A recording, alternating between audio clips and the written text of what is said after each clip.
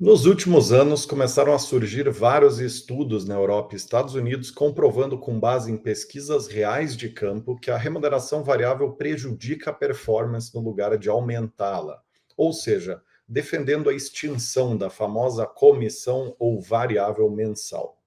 Mas apesar das provas bastante claras que esses livros apresentaram, o fato é que ainda há muita insegurança e dúvida nos gestores comerciais e no RH sobre se esses conceitos se aplicam a países com menos estado de bem-estar social, como o Brasil, e se sim, como adotar esses conceitos na prática. Afinal, devemos adotar ou extinguir a remuneração mensal variável ou a comissão? Para nos ajudar a responder a essa pergunta, no Raise the Bar dessa semana, nós vamos conversar com o professor, consultor e escritor Luiz Gaziri, um dos maiores especialistas do país em ciência da remuneração de equipes. Com experiência avaliando a carreira de mais de 100 mil executivos de vendas e marketing nos 5 continentes e networking trabalhando para as principais empresas e segmentos no mundo, decidimos ajudar você a se atualizar semanalmente sobre carreira, tendências e curiosidades da área. Sejam muito bem-vindos e bem-vindas ao Raise the Bar, o podcast oficial da The For Sales Company, a maior recrutadora de profissionais de vendas e marketing da América Latina, que levanta tua régua trazendo conteúdos exclusivos através dos principais executivos, especialistas e headhunters de vendas e marketing do país.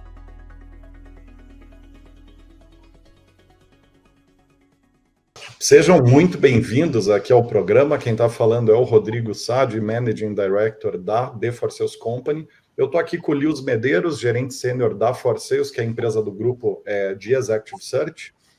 Então, para começar, eu queria dar boas-vindas aqui ao meu parceiro de programa, o Lewis. Como é que estão as coisas por aí, Lewis? Rodrigo, tudo bem? Super empolgado para falar sobre esse tema, uma abordagem tão polêmica aí, e ouvi bastante do Gaziri, né, que a gente sabe que ele tem bastante conhecimento para compartilhar com os nossos ouvintes.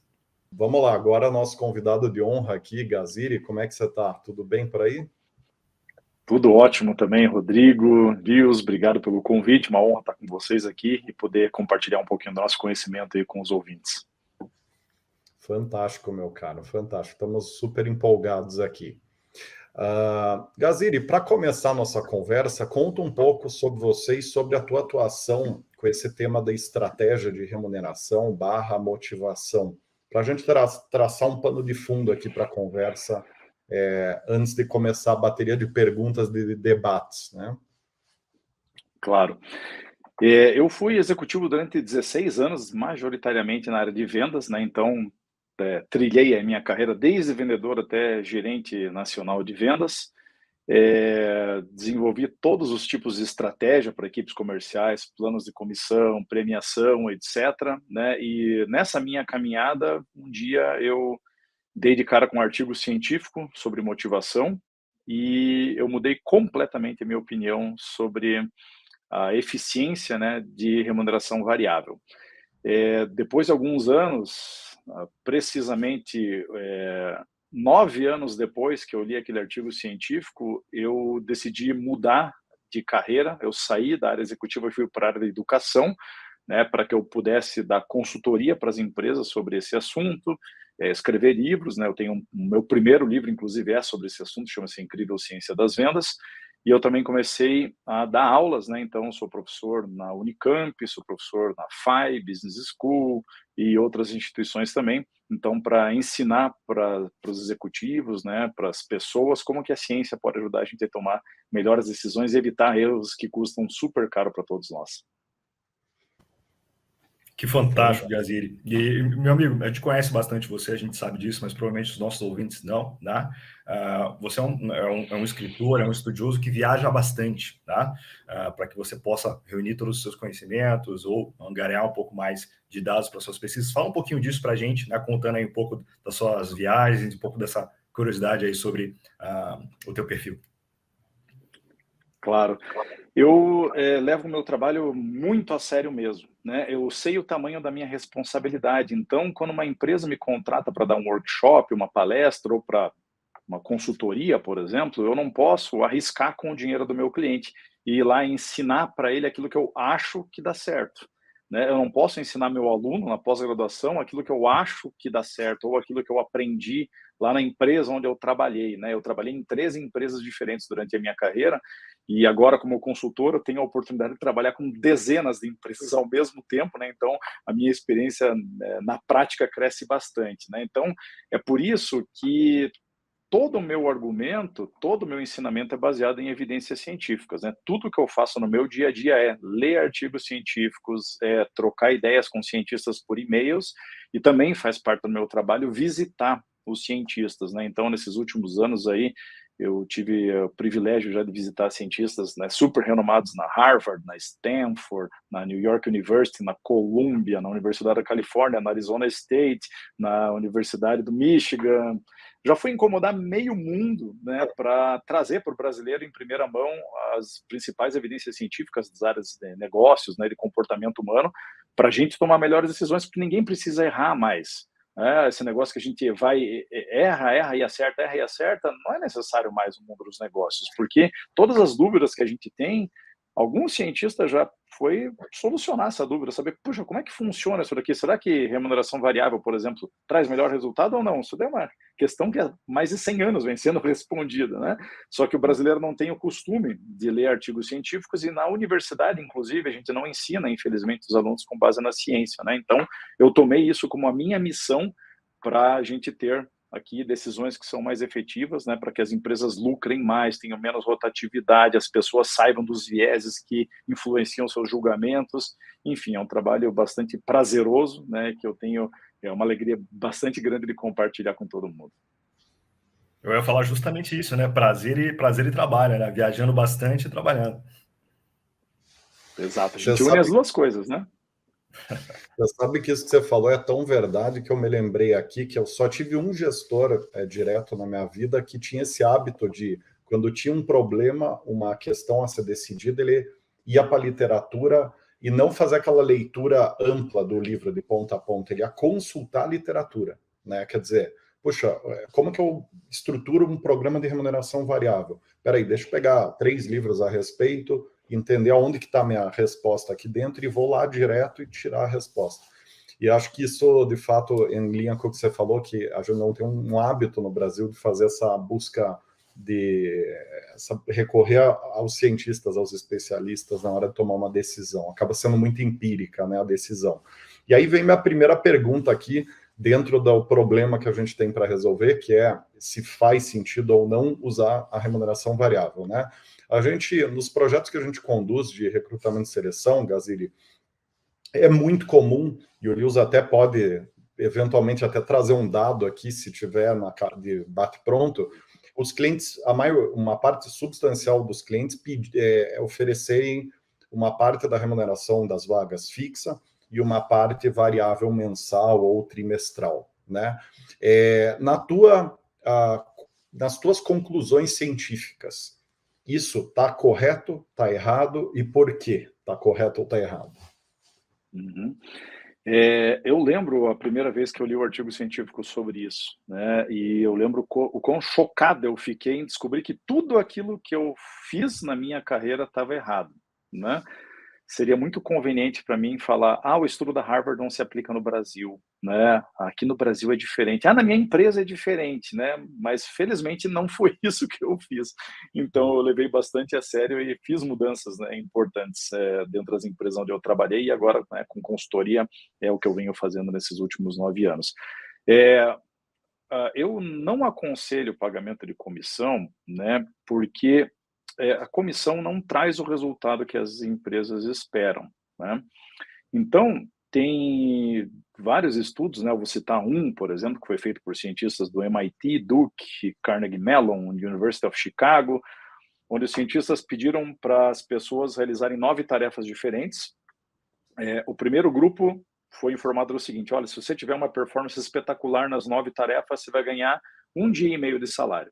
O grupo 2 foi informado do seguinte: se tiver uma performance espetacular nas 9 tarefas, você vai ganhar 2 semanas de salário. E o grupo 3 foi ofertado para eles 5 meses de salário. Se a gente for levar em consideração a intuição sobre como que o ser humano funciona, né, em relação a incentivo financeiro, a gente vai chegar na conclusão de que o grupo com a melhor performance é o grupo 3, né? Isso, dentro da área comercial, é praticamente indiscutível, né? Qualquer gestor vai falar que o grupo 3 teve melhor performance. Agora, quando os cientistas foram rodar os dados, eles descobriram o seguinte: o grupo 1 e o grupo 2 tiveram um desempenho igual, sem diferença estatisticamente significativa. O grupo 2 podia ganhar um incentivo financeiro 10 vezes maior do que o do grupo 1, e mesmo assim, a performance dos dois grupos foi igual. E o terceiro grupo foi o grupo que teve a pior performance de todos. Quanto maior era o pagamento variável, pior era a performance do grupo. Então, isso chamou bastante atenção, e esse não é o único e nem o primeiro estudo sobre esse assunto, né? A ciência não vive de um estudo só. A ciência, né, porque uma amostra, por exemplo, de pessoas, eu posso ter um resultado, e em outra amostra eu posso ter um outro resultado. A ciência vive, né, na base do peso da evidência. Quantos estudos mostram que comissões trazem piores resultados e quantos que mostram que têm melhores resultados, né? A balança pesa de uma forma absurdamente maior para a evidência de que comissões trazem piores resultados, né? Agora, a dúvida que o pessoal geralmente tem é o seguinte: pô, mas então isso significa que dinheiro não motiva? Né? Não. Né? O que esse estudo demonstra não é que dinheiro não motiva. As pessoas confundem motivação com performance. Uma pessoa que pode ganhar 5 meses de salário em 20 minutos no experimento científico, por exemplo, vai ficar motivada? Vai, muito motivada, pode ter certeza absoluta. A grande questão, e que é uma descoberta de 1908, né, chama-se Lei de Yerkes-Dodson, é que motivação e performance crescem juntos até um certo limite, né? E a partir do momento que uma pessoa está muito motivada, a performance dela começa a cair. Motivação é aquilo que me faz agir. Dinheiro me faz agir? Faz com que eu fique empolgado, tal, faz. Performance é o resultado que eu tenho quando eu estou agindo. E o que os cientistas demonstram é que quando eu estou muito motivado, a minha performance cai, porque eu fico ansioso, porque eu fico tentando controlar coisas que eu já sei, porque eu fico pensando o que eu vou fazer com aquele dinheiro, né? Como eu vou me detestar se eu não ganhar aquele dinheiro, e aí eu perco o foco da tarefa. Eu esqueço o que eu tenho que fazer naquele momento. Então, a minha argumentação, a minha criatividade vai ser pior, né? Mas essas são só algumas das evidências aí que existem. Existem muito mais que são super interessantes da gente concluir. Mas, professor, tem algum estudo, alguma pesquisa que foi feita num lapso temporal mais longo num contexto de bem-estar social baixo, por exemplo? Porque eu acho que tem uma situação bastante diferente, né? Quando a gente pega Europa, Estados Unidos, você tem um estado de bem-estar social já instaurado, quer dizer, a pessoa, se ela não ganhar aquele variável, tá tudo bem, né? Ela consegue continuar comendo, educando os filhos e fazendo tudo que ela tem para fazer. No Brasil, o salário ele acaba sendo quase que uma carta de alforria, né? Uma emancipação do escravo, né? Porque a gente tem uma linha muito tênue entre ganhar o salário e sobreviver, né? Está muito interrelacionado. A gente tem um estado de bem-estar social muito frágil aqui.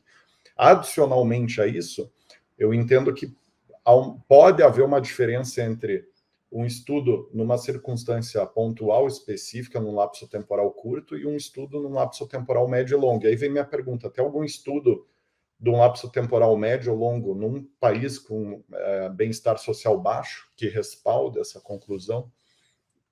Esse estudo que eu acabei de apresentar para vocês foi feito na Índia, né? Então, a ciência ela nunca vive de um estudo só em um país só, né? A ciência está fazendo experimentos no mundo inteiro, né? Hoje em dia, a tecnologia permite que um cientista da Harvard, por exemplo, pegue uma amostra de pessoas na China, uma na Índia, uma no Brasil, uma na Colômbia, uma na Indonésia, né? E faça esses experimentos em todos os países. Inclusive, existem parcerias entre cientistas de vários países, onde existem amostras de todos os países para a gente chegar nesse tipo de conclusão. Tem mais de 100 anos de estudo científico sobre isso, né? Mas como eu falei, o brasileiro é muito distante da ciência, né? Por isso que a gente não conhece esses estudos. Tem algumas evidências lá que mostram que quando um estudo científico é publicado, apenas 10 pessoas no mundo inteiro leem um artigo científico. Então, para a gente ver quão desconhecida a ciência é, e por isso que as empresas continuam tomando decisões erradas, né? Imagine se um médico fosse tomar uma decisão baseada naquilo que ele acha que dá certo. A medicina está bem próxima da ciência, a área de vendas não está, né? Diversas outras áreas, a área de RH não está perto da ciência, não. Então, essa é a consciência que eu quero trazer para as pessoas. E quando a gente fala de estudo científico, né, um dos maiores trunfos que existe para a ciência, né, no caso de um experimento científico, que é o que eu apresentei para vocês agora há pouco, é a aleatoriedade, né? Então, as pessoas são colocadas em cada grupo de forma aleatória. Isso faz com que qualquer tipo de outra variável não tenha influência. Então, a idade da pessoa, a classe social da pessoa, a raça da pessoa, se ela tem formação superior ou não, todo mundo tem as mesmas chances de estar em cada grupo. Então, isso faz com que o cientista possa indicar qual que é a causa da pior ou melhor performance. A causa da pior performance é o incentivo financeiro, né? Então, todas as outras variáveis se neutralizam, né? Então, a gente precisa entender de metodologia científica também para tomar boas decisões, né? Porque toda vez que a gente tem uma crença nossa colocada em xeque, né? Eu acreditei a minha vida inteira que comissões trazem melhores resultados. Aí chega o Luiz e fala, olha, existe mais de 100 anos de evidência científica mostrando que comissão traz pior resultado. Quando isso acontece, a gente entra num estado que chama-se dissonância cognitiva, né? Dissonância cognitiva, então, é quando eu tenho duas cognições conflitantes e eu tenho que resolver isso daqui. Eu acho que comissão traz melhor resultado, os estudos científicos demonstram que não. Gera um desconforto para mim isso daqui, eu tenho que resolver isso daqui dentro da minha cabeça. A questão mais racional para você resolver isso seria falar, puxa, cara, que legal! Pô, tem um monte de estudo da Harvard, da Stanford, do MIT, de tudo que é lugar mostrando que comissão traz pior resultado. Puxa, eu preciso mudar minha crença, olha, eu vou mudar lá meu planejamento. Mas o ser humano não funciona de forma racional. O ser humano é racionalizador. Eu racionalizo qualquer coisa para ter a informação que eu quero. Então, na dissonância cognitiva, ao invés das pessoas tomarem a decisão que é melhor para elas, elas vão racionalizar. Elas vão falar o quê? Ah, que esse estudo da Harvard não funciona no Brasil. Ah, que lá na minha empresa é diferente. Ah, mas é que a empresa de bebidas faz desse jeito e sempre deu certo. Ah, o nosso cérebro, ele fabrica todos os tipos de justificativa para a gente continuar fazendo aquilo que todo mundo faz. E aí a gente fala, ah, que a gente pensa fora da caixa aqui dentro da empresa. Mas todo mundo usa a mesma estratégia para remunerar vendedor. Será que a gente pensa fora da caixa mesmo, né? Ou será que a gente tem resistência em fazer tudo que é tipo de mudança? Tem estudos lá do Daniel Kahneman, né, e do Richard Taylor, os dois são ganhadores do Prêmio Nobel, e eles descobriram que para uma pessoa fazer uma mudança na sua vida, ela precisa ver 280% de ganho. Então, olha só, se a tua empresa ganhasse 10% a mais de faturamento, já não estava bom, né? Mudando uma estratégia, estaria bom, mas o ser humano precisa de 280% de ganho para se mexer, né? Isso chama-se viés do status quo. Então, para a grande maioria das empresas, é muito mais confortável descartar a evidência científica e continuar com a mesma realidade. Ah, não, mas é que todo mundo faz assim, então também vou fazer. Não, eu acho que comissão traz melhor resultado. O estudo da Harvard não se aplica aqui, né? Então, a gente sabe que esse tipo de estratégia é só para empresa inovadora de verdade, né? Empresa que confia na ciência e que quer ver resultados que são fantásticos. O Gazieri, acho que esse, inclusive, é um tema que a gente pode entrar daqui a pouquinho, né? Que é como, então, mudar isso, como implementar isso, né? Mudar essa dissonância cognitiva, né? Como trabalhar isso. Contudo, eu queria entender um pouquinho mais. Você, na sua primeira resposta, você trouxe que o estudo disse que a remuneração variável, né, ou o pagamento por performance, ele impacta a motivação, mas não a performance, tá? E até mesmo quanto à motivação, ele tem um retorno marginal decrescente. Chega um momento que ele não tem o mesmo efeito. Então, se a remuneração variável ela não impacta a performance, e sim a motivação, o que impacta a performance? O que impacta a performance de uma pessoa, por incrível que pareça, é o ambiente, né? O ambiente é o principal previsor do comportamento humano, não a nossa personalidade, né? Então, os cientistas chamam isso de erro fundamental da atribuição. Geralmente, quando as coisas não acontecem do jeito que a gente quer dentro de uma empresa, por exemplo, tem um plano de comissionamento E aí eu tenho aquela realidade que é comum em qualquer empresa. Tem 10 pessoas na minha equipe, tem uma ou duas que vendem muito mais do que as outras, e desculpa, as outras 8 pessoas sempre ficam patinando, né? E aí o que eu falo? Que essas 8 pessoas estão na zona de conforto, não tem cabeça de dono, não querem crescer, não gostam de dinheiro. Eu culpo a pessoa pela performance. Agora, eu me cego para o ambiente, né? O ambiente dentro de uma empresa se dá através da estratégia que a gente usa. Então, os cientistas demonstram que a personalidade é 20% do nosso comportamento, 80% está no ambiente onde eu estou inserido. Se eu estou num ambiente onde eu recebo um salário fixo desse tamanho, o resto é tudo comissão, eu posso ser formado na Harvard, ter a melhor personalidade possível, mas eu vou responder de uma forma ruim, porque eu fui colocado num ambiente ruim. Agora, se eu sou uma pessoa média, né, tenho uma educação, ok, mas não sou um superstar, se eu sou colocado num ambiente que favorece a minha performance, que me dá as condições para eu ter boa performance, eu vou responder, né, da mesma forma. Então, é importante que as empresas se atentem ao fato de que, se eu quiser ter uma boa performance dentro de uma empresa, a primeira coisa que eu tenho que fazer é mudar o ambiente. O ambiente é a estratégia, né? Então, como que eu remunero as pessoas? Como que eu determino metas? Que tipo de prêmio eu dou? Como que eu seleciono pessoas? Tudo isso gera, né, o ambiente, e as pessoas vão responder.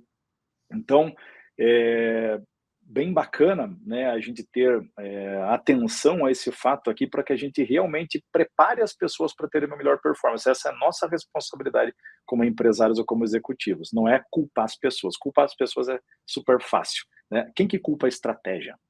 Essa é a questão. E, Gaziri, quais seriam os pilares desse ambiente motivador, né, ou que orienta a performance? Muito bom. Em vendas, né, em primeiro lugar, tem alguns estudos aí, principalmente do Ryan Howell, que é um cientista da San Francisco State University, e ele descobriu que um dos principais previsores de alta performance dentro de uma equipe de vendas é segurança financeira. É saber quanto que eu vou ganhar, saber que eu vou pagar todas as minhas contas. Isso é fundamental para qualquer tipo de ser humano, não é só para o ser humano que trabalha com vendas, para qualquer pessoa, ter segurança financeira é fundamental para boa performance. Tem um estudo de um cientista chamado Sendhil Mullainathan, cientista da Universidade de Chicago, um cientista extremamente renomado. Ele fez um experimento lá na Índia, mais uma vez, com agricultores, né? Então ele aplicou um teste de inteligência com os agricultores, em 2 momentos diferentes. Logo depois da colheita, quando os agricultores ganharam todo o dinheiro deles do ano, então eles estavam super ricos naquele momento, e próximo à colheita, quando o agricultor já está pendurado, já está devendo, já está em dificuldade financeira, ele queria saber, será que as mesmas pessoas, dependendo do tamanho do bolso delas, têm uma performance diferente? E ele descobriu que sim. Ele descobriu que quando o agricultor está pobre, está devendo, está, né, pendurado ali, ele tem uma performance 25% pior no teste. Veja lá, é a mesma pessoa. Vamos falar de personalidade, é a mesma pessoa. A situação ou a circunstância onde eu me encontro aumenta ou diminui a minha inteligência. Então, veja só, se eu deixo o meu vendedor na insegurança financeira, quem que está perdendo? Sou eu mesmo, a minha empresa está perdendo, porque eu que vou vender menos, porque o meu vendedor vai ter uma inteligência fluida menor, vai ter menos criatividade, vai ter menos argumentação, né? Tem um monte de estudo, tem um estudo importante da Rajita Singh. A Rajita Singh é uma cientista da Yale, e ela queria descobrir o seguinte, olha, quando eu deixo uma pessoa na insegurança financeira por um período prolongado, né, vários anos devendo dinheiro, nunca sabendo quanto vai ganhar, às vezes lá, né, pendurado no banco e tal, será que existe alguma mudança na estrutura do cérebro dessa pessoa?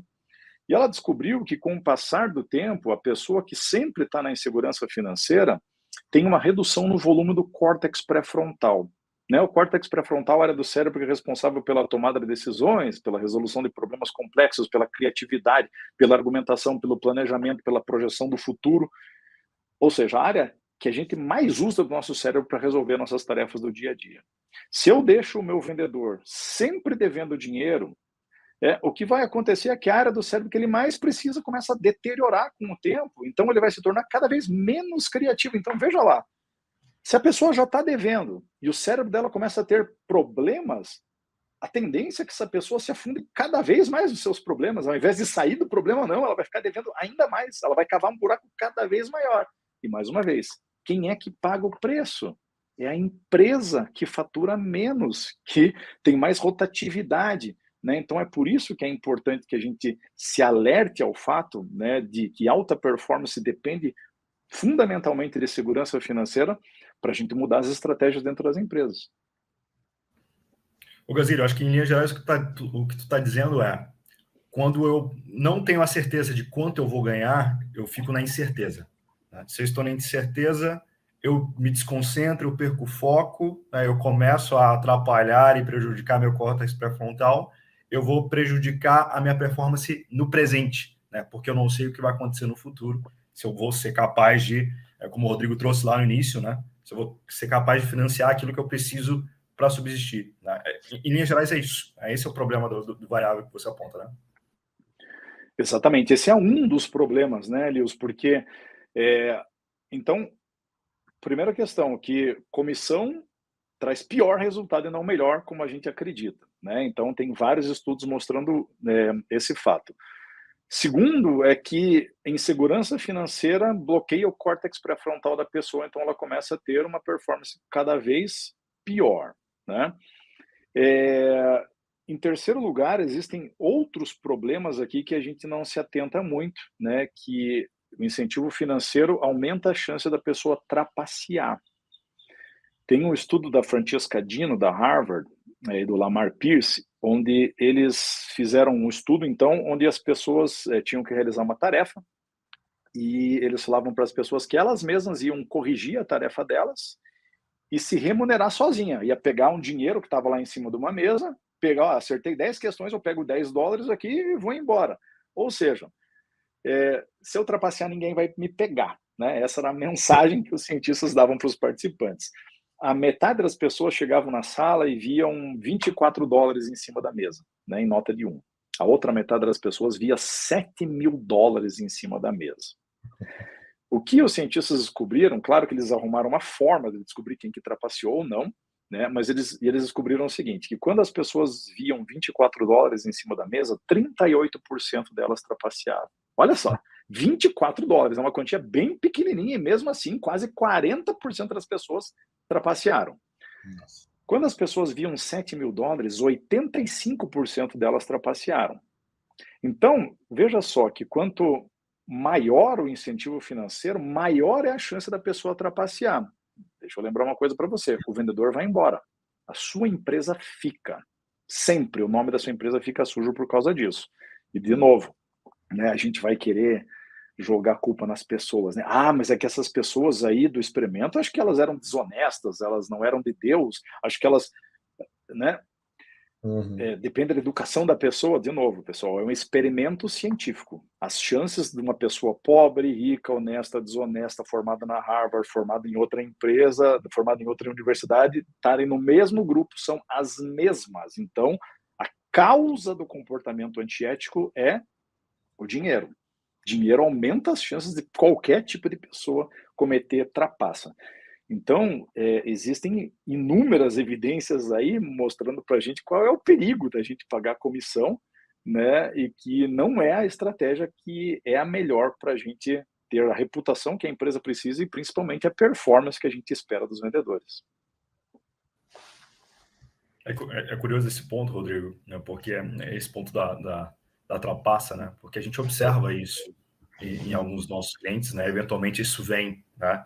Olha, é importante tirar referência profissional, porque a gente teve problemas no passado aqui com conta corrente, com repasses de verbas para os clientes, ou com fazer um sell-in, né? Vender mais do que a região ou que aquele cliente poderia, né, absorver, né? Então a gente, com certa frequência, a gente observa isso, né? E isso tem muito a ver com a remuneração variável, né? Com o atingimento das metas que está condicionado a fazer ou não variável.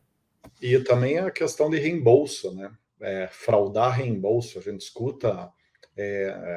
escuta regularmente aí situações onde a pessoa foi demitida porque ela fraudou um reembolso, né? E aí eu acho que conecta com muito do que você falou, Gaziri, no sentido de que há uma fragilidade financeira, porque ela está submetida a um variável, plus ela tem acesso a um dinheiro fácil, né? Então, que dificilmente alguém vai pegar, né? Então, conecta os dois pontos que você trouxe. Gaziri, eu queria entrar agora numa parte da conversa, se o Lewis concordar, onde a gente vai abordar como exatamente fazer dar certo a coisa. Lógico que para quem quiser aplicar perfeitamente e ter resultados excelentes, o caminho é contratar um especialista como você, lógico. Mas para a gente dar algumas linhas gerais aqui, para quem está nos acompanhando, conseguir aterrissar minimamente esses conceitos. Como que você recomenda equilibrar essa remuneração fixa, supondo que não vai ter variável nessa composição?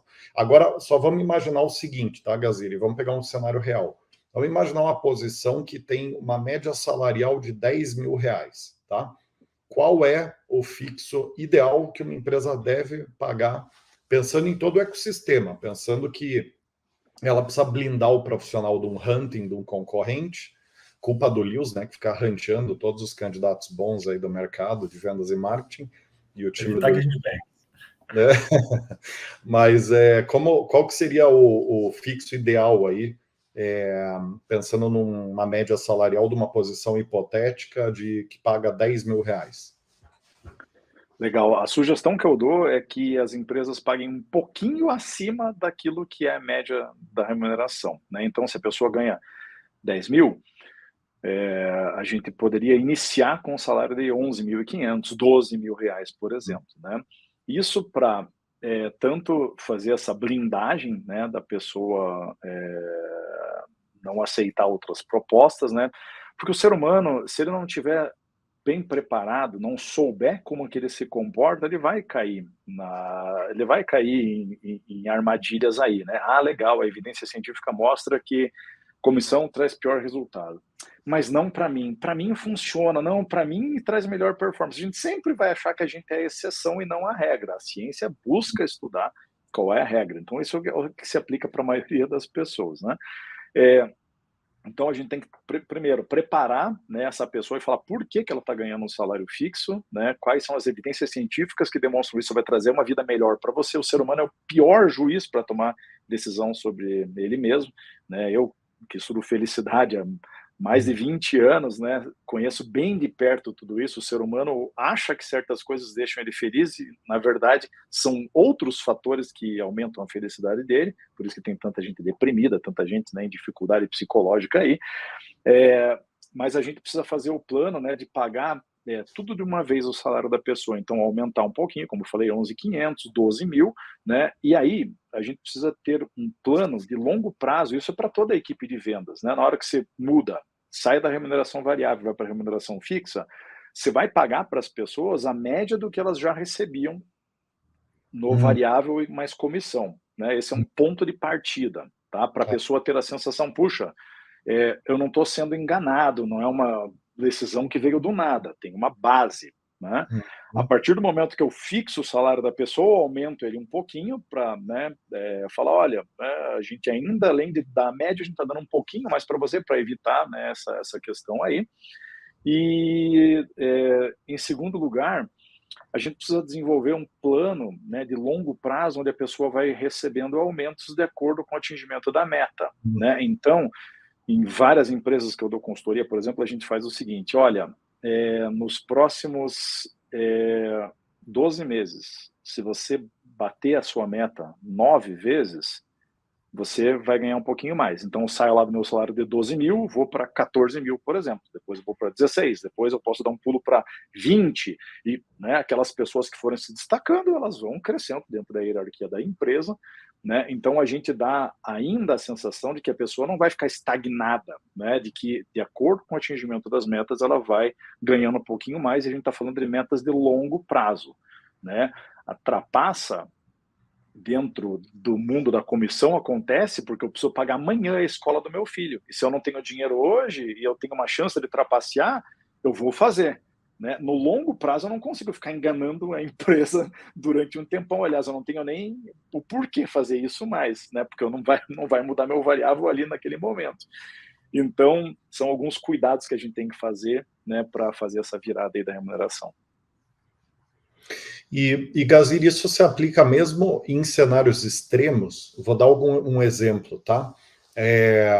A For Sales Company tem duas empresas que recrutam e selecionam para empresas, né? Uma que atua na base da pirâmide, que se chama Sales Jobs, e outra que trabalha em média e alta gestão, que é a For Sales, onde o Lewis, inclusive, trabalha.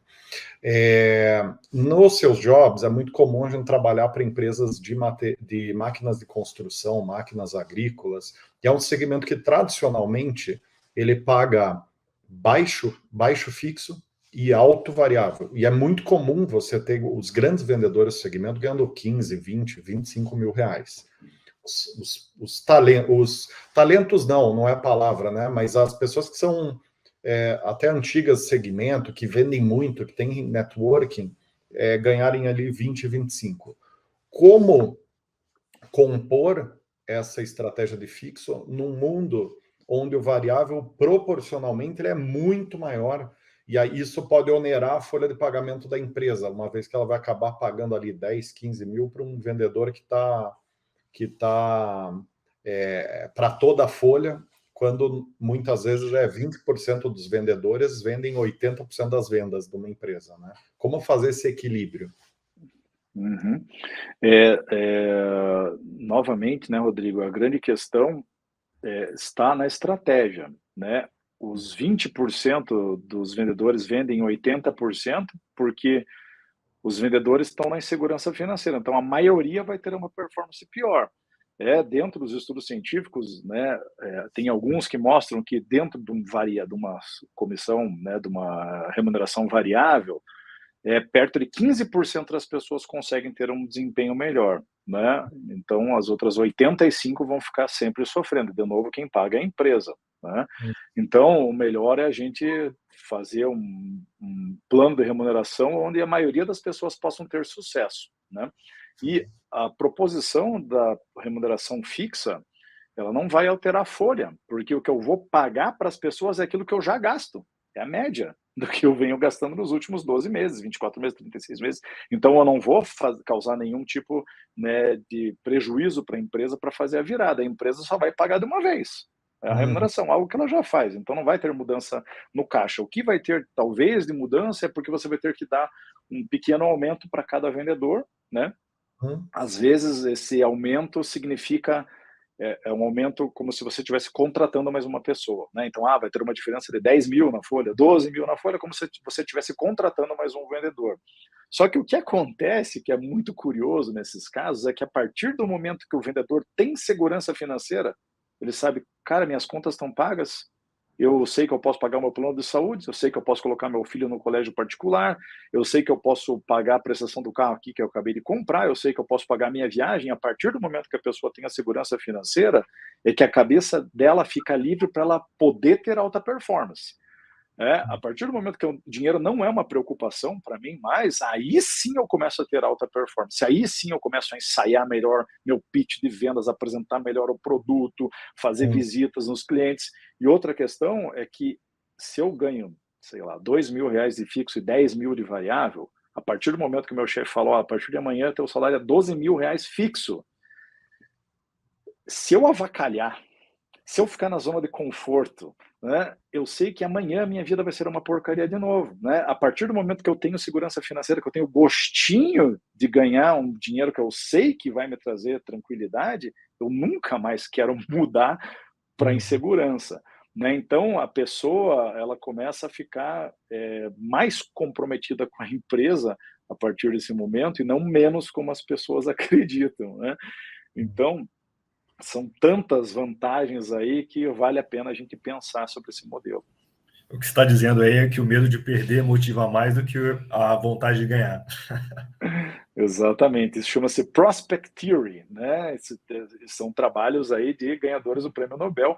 Todo cientista descobriu, né? Vários cientistas aí, tá aí o Daniel Kahneman de novo, o Richard Taylor, né? O Cass Sunstein, que descobriram que para o ser humano o peso de perder é muito maior do que de ganhar. Então, o peso de eu perder meu emprego, o peso de eu perder 12, 15 mil reais por mês, vale muito mais para minha motivação do que a aventura de repente ganhar 20, né? Então, perder para a gente é muito mais danoso, né? Então, por isso que as pessoas também preferem se manter no emprego do que pedir, do que ir para a aventura, né? Ir para o cassino. Você sabe, Gaziri, que eu me lembrei aqui de um livro que eu li uns 15 anos atrás, que eu acho que foi o primeiro best-seller de motivação, de estratégia de remuneração da história, que é o Drive, do Daniel Pink. Não sei se você vai... Porque ele foi o primeiro livro que estourou sobre o tema da remuneração. E o Daniel Pink, que inclusive deu depoimento do teu livro, né, ele elogiou um monte o teu livro lá na capa, o Ciência da Felicidade, né, Gaziri? Exato, exatamente. Então, eu queria que você falasse um pouco, eu já dei uma dica de livro aqui bom, eu pelo menos gostei, né? De novo, não sou especialista no tema, o especialista é você, mas quando eu li, eu gostei muito, tanto é que eu li o Motivação 3.0 dele depois também. Mas dá algumas dicas de livro aqui para quem quer estudar melhor a ciência da motivação, da felicidade. Já pode, inclusive, falar do teu livro aqui, né? Claro. Eu fiz um trabalho, né, que demorou alguns anos, né, para eu concluir, que foi esse livro aqui, que foi o meu primeiro, né? Então, logo que eu saí do mercado corporativo, né, eu falei, preciso escrever um livro sobre as evidências científicas de remuneração, metas, premiação, né, são as dúvidas aí que a maioria das empresas tem, ou seja, um livro sobre como que eu crio um ambiente favorável para as pessoas terem alta performance, né? Então, eu escrevi esse livro aqui. Esse livro era o livro que eu precisava quando eu era gestor de equipes comerciais. Se eu tivesse acesso a esse livro aqui, nossa, minha vida ia ser muito facilitada, porque a gente sempre tem muitas dúvidas quando a gente assume, né, papéis de gestão. Então, esse livro, eu indico ele porque, né, é o trabalho que eu fiz, né, eu sei da qualidade, eu li milhares de artigos científicos para chegar na conclusão desse livro aqui. E sobre motivação e comportamento humano, eu vou falar assim, sem medo algum, que o melhor livro que existe desse assunto chama-se O Animal Social, do Elliot Aronson, cientista da Universidade da Califórnia, Santa Cruz. Eu conversei com ele nesse ano, né? O Elliot Aronson tem 90 anos e ele foi aluno do Maslow, só para a gente ter uma ideia, né, de quanto do tamanho da influência dele, né? É o livro sobre comportamento humano, sobre motivação mais fenomenal que pode existir. É um livro de 1974, se eu não me engano. Você vai ler esse livro e você vai falar, nossa, parece que eles escreveram ontem o livro, né? Ele é espetacular, então eu indico para todo mundo. Acho que deixa eu ver se eu tenho ele aqui fácil, tá aqui, ó. Eu tenho a versão em inglês, né? Mas é claro que você tem a versão em português também. Eu não sei como que ela tá aqui, se tá ativa ou não a edição, mas talvez encontre usado, tal. Esse livro aqui é fenomenal, olha só o tamanho da criança, né? Tá bem gasto ali, quer dizer que você, para quem está escutando em podcast não está vendo, mas o livro está bem surrado, quer dizer que você folheou muito ele, né? Demais. É muito bom, né, a gente ter uns livros âncora, que eu chamo, né, que é aquele que você bota os post-it até para saber onde está cada coisa. Eu tenho alguns aqui que eu pretendo indicar, inclusive, nos episódios que a gente vai gravando, porque é um presente, né? Quando você acha uma referência que te ajuda a trazer respostas a problemas reais, né, Gazini? Com certeza. Importante, né? Livro é sempre um ativo muito bacana para quem é gestor. E a dica que eu dou sempre de livro é aquela que é chavão, mas eu vou explicar por quê. Não julgue pela capa. Se você quer saber um livro é bom ou não, você vai lá nas últimas páginas. Aí você vai ver lá as referências daquele livro. Você vai ver que tem um monte de livro escrito por gurus, coaches, etc., que tem zero evidências científicas daquilo que ele está falando, ou seja, ele está te ensinando aquilo que ele acha que dá certo. Agora, se você pega um livro e tem lá 50 páginas de referência, não é referência de artigo de revista, né? É referência de artigo científico, né? Aí você fala, opa, esse autor aqui realmente pesquisou sobre o assunto, leu artigos, tem uma evidência científica por trás daquilo que ele está trazendo para mim, então é um conteúdo confiável, né? Então, essa é a dica que eu dou para as pessoas aí na hora de entrar na livraria. Muito bem. Lewis, esquecemos de algum tema relevante aqui para quem está nos acompanhando e está pensando em aplicar esse conceito da remuneração? Perfeito. Eu acho que seria interessante, quer dizer, e aí de novo, o Rodrigo mencionou bem, né?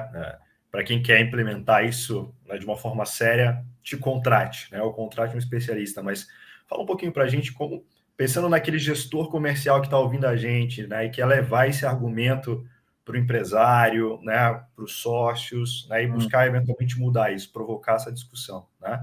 Qual que é o modus operandi ali para gerar essa cultura, gerar esse convencimento primeiro de que, olha, está aqui um fato científico, vamos botar isso, vamos fazer um teste, vamos botar isso para rodar, né? Vamos trabalhar mais no fixo do que no variável. Como é que você orienta essa parte inicial ali para os seus clientes? Uhum. Esse é um processo que é muito difícil, muito complicado, né? Como eu falei para vocês, esse tipo de estratégia é só para a empresa que é verdadeiramente inovadora. Eu não posso me iludir que isso vai virar uma realidade que todas as empresas vão fazer, né? Apesar, né, da gente ver empresas como Apple, Nike, que não pagam comissão para vendedor, essas empresas pagam salário fixo, né? Fixo alto, como é o que eu proponho, né? E essas empresas têm performance espetacular, atendimento ao cliente fantástico, né? Grande fidelidade, rotatividade das pessoas é mínima, que é diferente da realidade da comissão, né? Mas eu não posso me enganar de que vai ser fácil, porque não vai ser. O ser humano tem uma limitação muito grande no seu pensamento, né? O ser humano quer achar uma solução mágica para resolver todos os problemas. Então, eu quero mais motivação dos meus funcionários, o que eu vou fazer? Vou dar comissão para eles, né?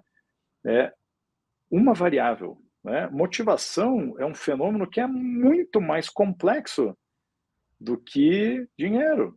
Motivação tem inúmeras variáveis que vão fazer as pessoas agirem, né? Mas o ser humano quer resolver tudo na base de uma coisa simples e fácil, né? O que nunca vai funcionar. Dentro da política a gente vê isso claramente também, né? Eu quero resolver a violência. O que eu vou fazer? Vou armar o cidadão. Será que existe, né, uma varinha mágica que eu faço assim, pum, daí todas as coisas se transformam? Violência é um fenômeno complexo que tem inúmeras variáveis também que eu tenho que lidar. Não dá para eu tentar lidar com uma só e achar que vai resolver tudo, porque não vai. Então, dentro do mundo corporativo é a mesma coisa, né? Eu quero motivar os funcionários, eu vou dar variável para eles, né? Você pode dar autonomia que motiva, você pode fazer as pessoas se sentirem competentes através das suas metas, você pode dar prêmios para as pessoas que elas lembrem no longo prazo, você pode fazer um programa onde um colega reconhece o outro, que reconhecer o outro é altamente motivador para o ser humano. A gente acha que ser reconhecido é o que nos motiva. Não, reconhecer o outro motiva a gente mais do que ser reconhecido. Então, a gente pode fazer esse tipo de programa, a gente pode oferecer treinamento, desenvolvimento para as pessoas, que é algo que motiva também. Então, eu posso ficar falando até amanhã sobre fatores que motivam o ser humano. Só que existe essa dificuldade para todos nós, né, de pensar como cientista, de entender que, legal, eu quero melhorar a performance da minha empresa. O que eu vou fazer? Não é uma solução mágica, são várias coisas que eu preciso fazer, né? Dentro da remuneração fixa, né, eliminar a variável, eu escrevi um livro sobre isso, né, que é um livro grande e tal, para a gente entender qual é a complexidade, né? Por que a gente precisa da remuneração fixa? Então, a gente precisa aprender melhor a pensar como cientista para a gente resolver os nossos problemas do dia a dia. Inclusive, você trouxe esse ponto da criminalidade, né? A lógica é inversa, né? Quando você... Nos Estados Unidos, eles implantaram uma série de práticas nos anos 80 de repressão violenta a crime. Até teve na Califórnia lá aquela lei de se cometesse 3 crimes, era sentença de morte, né? Ou prisão perpétua, uma coisa assim. Isso fez aumentar a criminalidade, diminuiu abruptamente no ano seguinte, e 5 anos depois se aumentou drasticamente a criminalidade, porque o filho do criminoso perdia a estrutura familiar, e aí se aumentou a criminalidade reprimindo agressivamente o crime, né? Então, acho que isso comprova um pouco dessa lógica complexa que existe nas coisas e que a gente, no mundo corporativo, não pode simplificar. E eu acho que é para isso que existem os especialistas, né, Gaziri? Nós aqui somos os grandes defensores disso. E aí, por esse motivo, queria te agradecer demais por você ter vindo aqui, ter disponibilizado o teu tempo para nós. É sempre muito legal falar com você, ouvir as tuas recomendações e experiências, né? Sempre muito válido. Então, eu queria deixar um mega agradecimento aqui. Para quem estiver acompanhando até aqui, deixa seu like no vídeo, seu comentário sobre o que achou da conversa. Se não concordou com alguma coisa, comenta também, que a gente vai convidar o Gaziri para fazer réplicas e tréplicas ali no feed do YouTube, que é onde a gente consegue fazer essa dinâmica. E antes de terminar, professor, eu queria te passar a palavra para você informar, para quem está acompanhando o programa, como que as pessoas podem te encontrar, comprar teus livros. Ótimo. Meu site é luisgaziri.com, né? Você está vendo meu nome aí, Luiz com Z, né? Gaziri.com. Lá você encontra todas as minhas informações sobre consultorias, palestras, etc. Livros, né, tem em todas as livrarias, e-commerce também, e o meu perfil no Instagram, para quem quiser ter acesso a evidências científicas, né, não só sobre essa área, mas né, tudo sobre comportamento humano e tal, é lá no @luisgaziri. Espero ver você por lá, né, para que você também possa ter um gostinho maior de como que a ciência funciona para você tomar decisões que são altamente eficientes. Sensacional, muito obrigado mais uma vez, Gaziri, a você, também ao Lewis, meu parceiro aqui. A gente se vê no próximo Raise the Bar. Um abraço a todos e até lá.